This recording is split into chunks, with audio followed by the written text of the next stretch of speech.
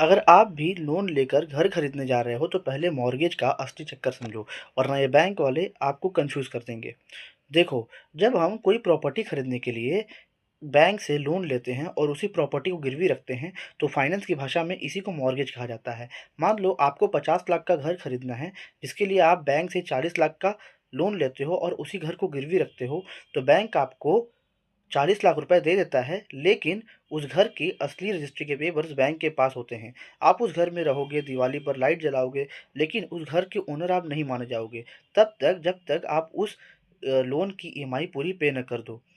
EMI पूरी होने के बाद बैंक आपको ओनरशिप और घर के असली पेपर्स दे देता है।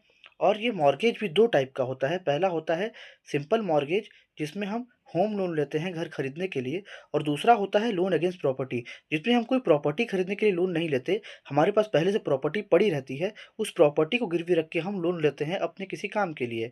अगर कोई बंदा मॉर्गेज लोन की ईएमआई भरने में फेल हो जाता है, तो बैंक के पास ये लीगल हक होता है कि वो उस घर को नीलाम करके अपना पैसा निकाल सके। तो आप मॉर्गेज लोन लो, लेकिन अपने ईएमआई का हिसाब पक्का रखो।